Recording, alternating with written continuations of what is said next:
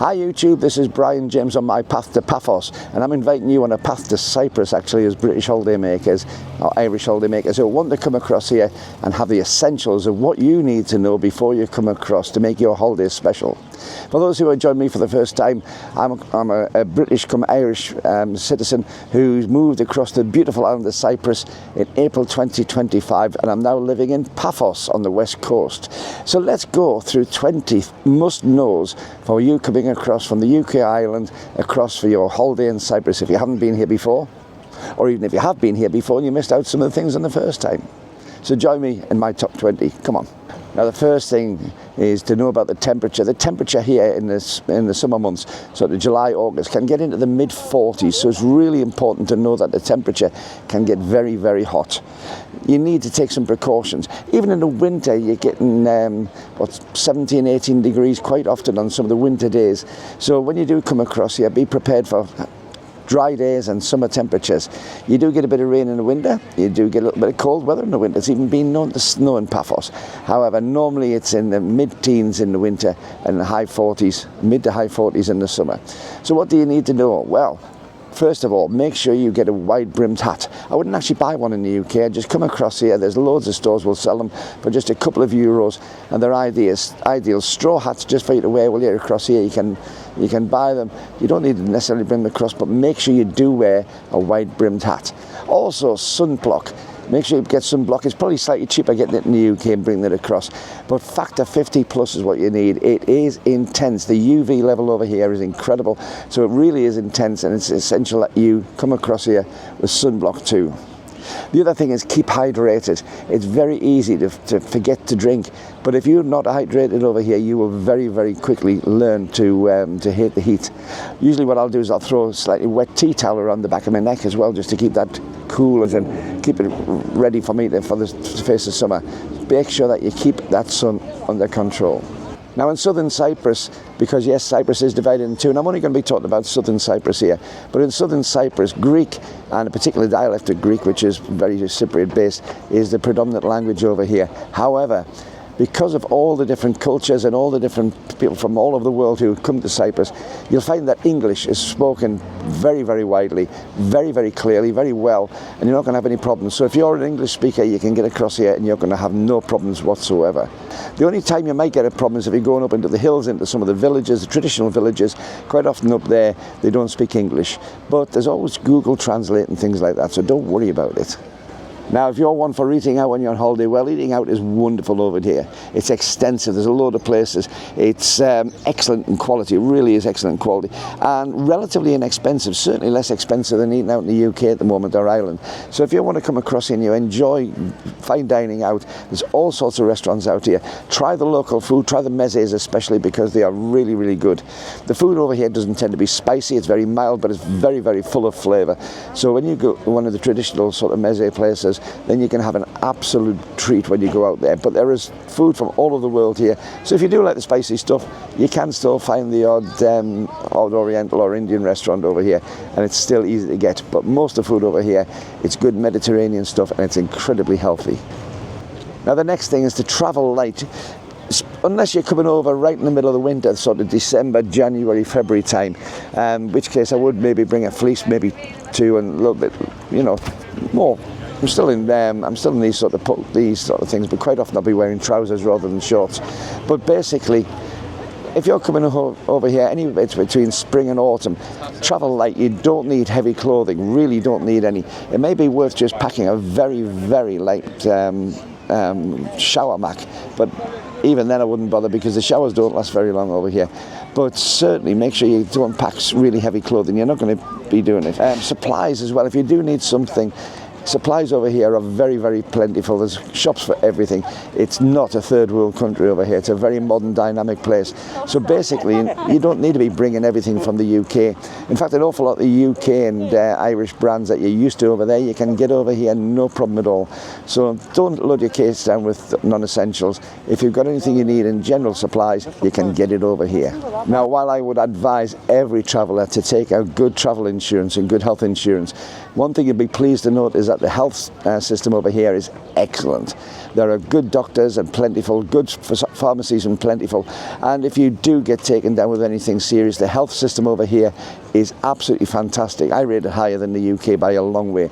So if you really do have any problems over here, don't fret. You're going to be well looked after and well catered for. Now, if you're planning on driving over here, which I would suggest is a good idea because there's so much to see and the public transport's not necessarily the best when you get out to the major areas, but if you are going to be travelling over here, then if you have a UK or an Irish driving licence, then just bring it across. You do not need an international driving licence to come across here if you come from the UK or Ireland, because we drive on the same side of the road as they do over here, and we've got very, very similar road signs. So if you are coming across here, you do not need an international driving licence, but don't forget to bring your driving licence with you to give you all the benefits of seeing this wonderful island. Now, as I've just said in the previous one, we drive on the left over here. The steering wheel's on the right hand side of the car, we drive on the left hand side.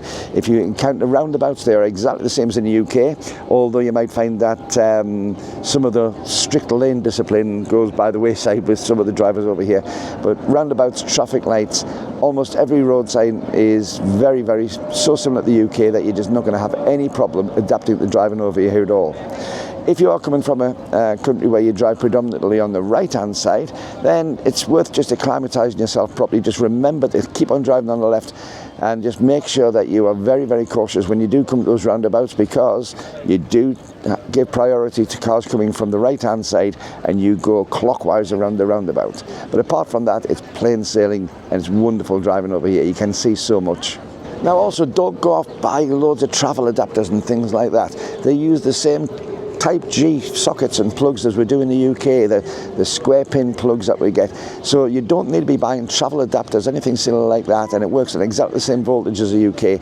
So anything that you use in the UK mains wise or in Ireland, then you can just bring them straight across here, they'll work perfectly. Some of the things that you use over here may use adapters, because some will have the Euro plugs on, but they'll be putting a Euro plug into a British adapter, British socket. So for anything you bring across, don't worry, it'll plug straight in and it will work perfectly and safely. Now, as I said before when I was saying about the sun, it is important to keep hydrated. The water over here is drinkable. There's no problem with drinking out the taps, although quite often you'll find that there's 3 taps on a sink unit, because quite often we have a stored water on the roof just for pressure, but a drinking water tap is usually one on its own. But drinking water is no problem over here, although a lot of people do prefer bottled water just because it has a slightly better taste. But in general, in the main holiday complexes, water is clean, it is safe, and it shouldn't be giving you any upset stomachs and things. But if you do prefer bottled water, it is plentiful and it's inexpensive. Now, I mentioned when I said about getting a car over here, cars really are good, but the public transport is extensive, especially in the tourist areas. For instance, where I am in Paphos on the west side of the island, you can get a day pass and you can go almost anywhere up the coast. You can go throughout the whole of Paphos, all the way at the airport and further, and you can easily get around. So public transport is readily available in the tourist areas and in the towns and cities. However, once you get up into the hills and out into the countryside, it's almost non-existent. So if you want to see the true side of Cyprus and see the hills and all the bits and pieces, get yourself a car, hire a car there. But public transport is easy to get. It's worth buying as well an anywhere zone day ticket as well, because for about €6.50 at the current prices, you can get anywhere in this region. And this is the same when you go to the different areas, whether it's Limassol and Nicosia or Larnaca or Ayia Napa, any of those sort of areas. In public transport, you can get day passes which will allow you to go anywhere for just a certain small price. And if you do individual journeys, they are very, very reasonable. And usually the buses are very plentiful and easy to find and easy to get. Now, when it comes to safety over here, Cyprus is very, very safe and very, very stable. It's a really good island to come to. A lot of people worry about some of the places around because obviously we're not far away from the Middle East. But to be honest, it's never an issue over here and hasn't been for decades. So if you are coming over here, Cyprus is a very, very safe place to be. So don't be put off anything you see on the news. At the moment of making this, which is almost July 2025, it is a very safe place to come to. But even more safe is what happens when you're on the island. The island has one of the lowest crime rates in the world per capita.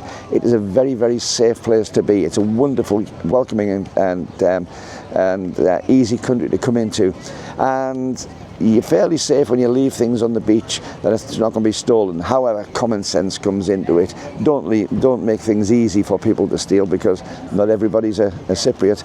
We get people from all over the world in. But basically, as far as I've seen and from everybody else's reports, it's a very, very safe place. Crime is incredibly low. Your personal safety and your personal welfare is absolutely fantastic over here. And you can walk out any time, any day, any night and feel totally comfortable and totally safe on the island of Cyprus.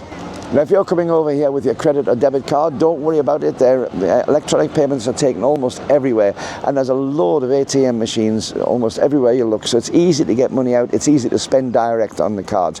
Be aware though that a lot of the ATM machines will have charges for that, so if you are withdrawing cash from an ATM, just be careful, because it can be quite difficult at times if you can suddenly find that there's a certain percentage put on top of it.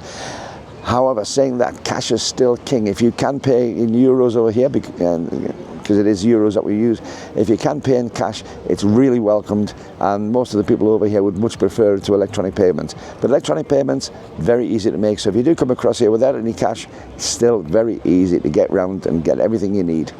Now, I did say about hiring a car if you come across. Now, hire cars are very readily available in town centres and very, very reasonably priced. You can get them from the airport too, so if you are flying in, you can arrange to get a hire car from the airport and pick you up and take you back, so you don't have any transfer fees, any transfer worries. You can just pick the car up and go, which is what I used to normally do before I started living over here. Just be careful though. The cars themselves sometimes can be a little bit rough and ready. Don't worry about that too much. It's very laid back on that. However, sometimes you will be hammered for a particular cash payment or an extra payment on your credit card for extra insurances and things. Some of them are worthwhile, but most of them are a little bit of a rip-off and a con in my opinion. So be careful before you start spending out for extra insurances, just to make sure that they are good and they are what you need to be getting. Check before you come across if you can. But it's very easy to get hire cars. Just bring your driving license and you can easily get a car without any problem whatsoever. Now, the bane of my life, mosquitoes. Yes, we do get mosquitoes. We get them year round here, and I get bitten quite badly. They love me. So what I actually say to people is, if you can get yourself some good mosquito spray or mosquito cream that you can rub into the exposed areas of skin, it is worth it, especially in the lowland areas. Once you get up into the hills, the mosquitoes become less, but you've got different things up there as well. But the mosquitoes generally tend to be more towards the water, more towards the sea in the lowland areas, and they come out at different times of year, but they are year round. I've been bitten by mosquitoes in every month of the year over here. One of the things that an awful lot of people do use though, and this is, I'm not sponsored by them in any way, but is Avon Skin So Soft. It's a spray, and it's used quite extensively because it seems to really repel most of the mosquitoes. If you want to try some of that, because it doesn't have a perfume to it, it's a clear liquid that you just spray on and rub in, and it seems to work very, very well for an awful lot of people. Now, if you're on prescription drugs, then I would advise you to bring plenty of supplies of your own prescription drugs, but do not worry. The health system over here, as I've already said in this video, is second to none. It's fabulous. There are plenty of doctors and plenty of pharmacies around, and are well stocked. So if you do have prescription drugs, it's probably worth getting a note from your GP in the UK to say what your prescription is, so that you can verify it if you can. But basically, if you're on prescription drugs over here, and which are needed, there's a good chance you've got no problems whatsoever. And even if you do have a few problems, you'll probably find that they've got the facilities to be able to sort it out very, very quickly, so you're not left high and dry. But it is worth making sure that you have adequate supplies before you come out here. Now, a lot of people have been asking me about roaming charges for phones, and yes, you will get roaming charges from certain suppliers, but a lot of the telephone companies have a grace period with no roaming charges. I'm with Vodafone, for instance, and they give me, I think it's about 14 days or 20 days or something like that. I've never actually run out of the roaming charges when I've been on my phone. But also, this 5G is readily available over here, so if you do have your mobile phone, you'll probably find that coverage is extensive and really, really good quality. Now, if you can use something like WhatsApp or Messenger or something like that, or FaceTime, then obviously, because you've got 5G, You've also got a good infrastructure and normal internet, and most restaurants and bars have their own internet connection, which is quite often free to the public to use. So if you do want to be getting in touch with home, that is straightforward. And almost every hotel now or apartments complex for holiday makers will have free internet. So it's very, very simple and very, very extensive for you to be able to use your phone or your internet connection almost anywhere over here, so you've got full communications. Now while you're over here, you'll be wanting something to do, and I can tell you that the entertainment over in Cyprus is fabulous. Wherever you are on the island, whether it be a small village or up to the biggest city, there is loads of entertainment on of all different types every day of the week. It's so well catered for. It's a very friendly place. It's a very interesting place. There's everything from, you know, people like myself who just go out and do some bars and hotels just to do some general entertainment, up to huge shows, and they quite often have some fantastic tribute acts on and tribute bands, and they've got some great locations, whether it be an outdoor thing beside the castle here at Paphos, or in one of the amphitheatres which have been here for hundreds and hundreds of years. They'll use those, but also you've got loads and loads of venues up and down the whole length of Cyprus, and quite a lot of the hotels will allow people who aren't staying in the hotel to go in and see the entertainment in there. So it really is worth having a look around. But the entertainment over here is very, very good quality, is extensive, and is usually very, very inexpensive, and quite often totally free. Now, leaving the nighttime entertainment behind and seeing what you do during the day, well, there is so much to do during the day. This island is so full of archaeological heritage, and it goes back for thousands and thousands of years. It's got so much history over here. So if archaeology and history is something of your bag, then there's loads and loads of things to do. But if you're into the more upbeat and fun things, there are water sports, there are loads of festivals. There's festivals on most weekends somewhere on the island. There's all sorts of things going on. And of course, because you've got all this fantastic sunshine, about 320 days of sunshine a year, that means that there's so many places able to put things on. You're not rained off very easily, you're not snowed out like you get in the UK. So almost everywhere you'll go, you'll find that there's something to do. Consider going to some of the vineyards as well. There are some absolutely fantastic wines. In fact, the oldest commercial wine still in production, it comes from the island of Cyprus. So there are some fabulous wines over here and some great vineyards to go and see. But there's loads and loads of little village tavernas too, if you would like to go out and see some of those. And also all the historical stuff for Aphrodite's birthplace, and you know, there's all sorts of things. Have a look on tour guides, get a good tour guide, and there's all sorts of people that you can use from out there, and just go out and enjoy yourself in the sunshine in Cyprus. Now I'll just take a little break from the video since we're halfway through to ask you, if you are enjoying this, consider hitting the subscribe button. It costs absolutely nothing. When you're hitting the subscribe button, also give me a thumbs up and hit the little bell and tick the all, because that gets you notifications every time I upload a new video.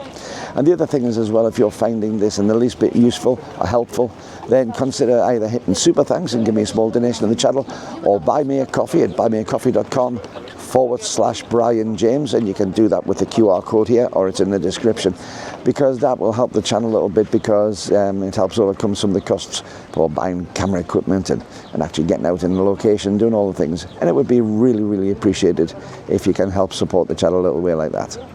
Now, one thing you may not know is, because Cyprus at the moment is not in Schengen, I can never remember how to pronounce that properly. I'm guaranteed somebody will tell me in the comments below, but because it's not in that Schengen area, it's not part of the normal 90 days out of 180 days rolling for the EU.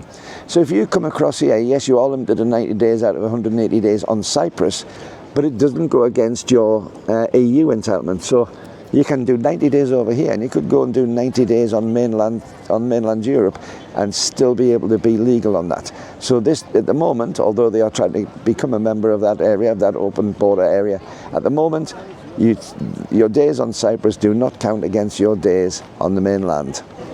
Now, I've mentioned about cars and things, but I'm going to mention about the bad part: drink driving and speeding and traffic light cameras. Yes, we have traffic light cameras and speed cameras. The speed cameras are quite often in little VW caddy vans, the small type vans, not the medium to large ones, and they'll be at the side of the road. There's always signposts to say that there's speed checks, so be aware of that. But little white caddy vans with yellow and black markings, or yellow and red markings on the back. Traffic light cameras, there's a lot of traffic light cameras gone up in the last couple of years, and they are very, very strict, so don't try jumping red lights. But the big one over here is drink driving. A lot of people will tell you that it's very laid back. It's not. They are very strict on drink driving, and the drink driving limits are less than the UK. So just because you can get away with a couple of pints in the UK doesn't necessarily mean you can't here. But also, your body is going to be treating alcohol different because of the heat and the humidity. So rather than risk it, it's easier just not to drink drive at all. Now, just said about speed limits, and it's worth knowing about them. Basically, all your speeds are in kilometers per hour over here, and if you're not too sure about it, it's easier just to keep to less than 50 kilometers inside town areas, 80 kilometers if you're on main roads out of town, and 100 kilometers if you're on the motorways, and that will keep you very safe generally as a normal rule. But keep your eyes open, because the speed limits are well signposted, so you're going to not have any problem working out what the speed limit's going to be. Now, if you're not a subscriber to this channel, then why not? It's free. It doesn't cost you a penny to do. Hit the little box to subscribe below. Give me a thumbs up, because that really helps. And tick the little bell to get notifications of every time I upload a new video. The other thing is as well, if you've enjoyed this video or you found it in the least bit useful, consider giving a little bit of support to the channel. You can either give a super thanks on the super thanks button below, or if you'd like to look in the description, you'll find that you can buy me a coffee at buymeacoffee.com/Brian James, or hit the little QR code above, and that'll take you there too. If you'd like to buy me a coffee to give a little bit of support to the channel, so I can carry on making more useful videos like this to help you on your holiday across to Cyprus. Now, if you're finding this video useful in any way, then consider leaving a comment in the comments box below. I really do read all the comments that come on, and I try to reply to as many as I possibly can. I can't answer all your questions, but I'll try to as many as I can. So don't forget, just leave a comment in the comments box below, and I'll try and answer as many as I can. Now, if you're one of my subscribers and you see me out in the middle of Paphos anytime when you're across here, give me a shout. Just let me know. I love speaking to everybody. I love having a good chat with everybody. I'm quite often out here in the harbour area, maybe at the English Rose Cafe, or having an ice cream somewhere, or maybe up at the Kings Avenue Mall, quite often in one of the cafes up there on the front overlooking the roundabout.